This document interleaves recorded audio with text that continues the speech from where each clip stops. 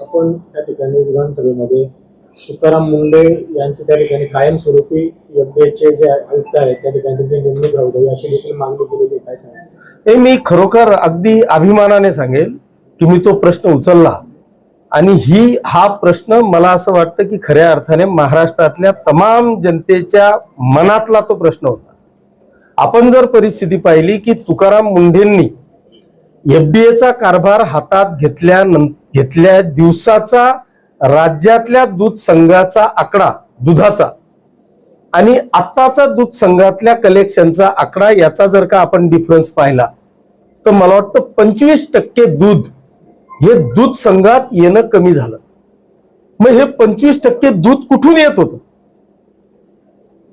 तीच परिस्थिती, हे फक्त मी शासकीय दूध संघाचं सांगतोय, प्रायव्हेट डेअऱ्या वेगळ्या आहेत.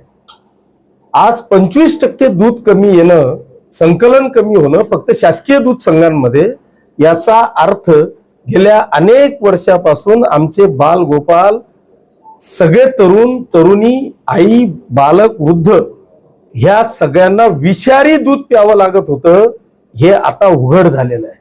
आणि म्हणूनच तेल तुम्ही जर का गावात गेले तर सुट्ट तेल तुम्हाला आता विकत मिळत नाही, पॅकिंग तेलच तुम्हाला आता विकत मिळतं.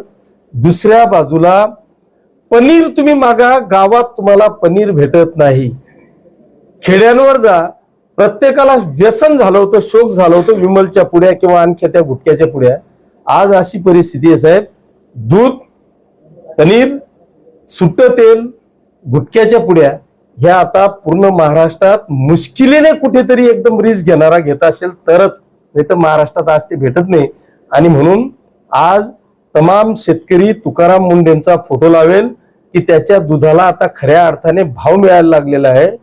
ओरिजिनल दूध मिळतंय म्हणून सगळा ग्राहक सुखावलेला आहे की आता तरी माझा मुलगा, माझी आई, माझी बायको किंवा मी स्वतः या कॅन्सर पासून मुक्त होईल असं प्रत्येकाच्या मनात आता वाटायला लागलेलं आहे. आणि म्हणूनच माननीय तुकाराम मुंढेंना नुसतंच 3 वर्ष नाही तर रिटायरमेंट पर्यंत त्यांना ह्या एफडीए सारख्या जीवनावश्यक वस्तूंच्या ह्या डिपार्टमेंट मध्ये त्यांना ठेवावं, ही माझी नाही, महाराष्ट्रातल्या तमाम जनतेची इच्छा आहे.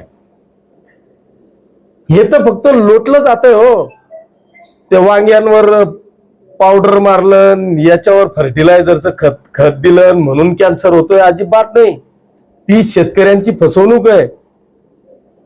खरं मूळ आहे ना दूध आणि तेलावर आहे की जिथून खऱ्या अर्थाने कॅन्सर हा जो पसरतोय, की जो आपल्याला रोज त्याचा आधार घ्यावा लागतोय दुधाचा आणि तेलाचा, त्याच्यामुळे खऱ्या अर्थाने मी आजही त्या मताशी माझ्या सहमत आहे. तुकाराम मुंढेंना दिलं, एका चांगल्या डिपार्टमेंटला दिलं, त्यांनी 20 वर्षाच्या सर्व्हिस मध्ये 21 वेळा बदल्या झाल्या. मग त्यांनी एका चॅनलवर खंत व्यक्त केली की मी आजपर्यंत माझ्या मुलांवर अन्याय केला की ह्या 21 वर्षामध्ये माझ्या मुलांची कोणाशी दोस्ती होऊ शकली नाही, कारण माझी दर 6 महिन्यांनी वर्षभराने बदली होते. मला तिथून उचललं की मी दुसऱ्या शाळेत कुठतरी मुलांना टाकतोय, त्यांना अजून महाराष्ट्रात मित्र सुद्धा मिळाले नाही. हे त्यांचं खंत आहे, ते त्यांचं व्यक्तिगत जरी असलं, मला त्या खंत जरी असली, पण आज सुदैवाने माननीय मुख्यमंत्री महोदयांनी ज्या विभागाला आदरणीय तुकाराम मुंढे साहेबांना टाकलेलं आहे, माझी आताही त्यांना हात जोडून विनंतीच असणार आहे की त्यांना तर रिटायरमेंट पर्यंत ह्या विभागात ठेवावं.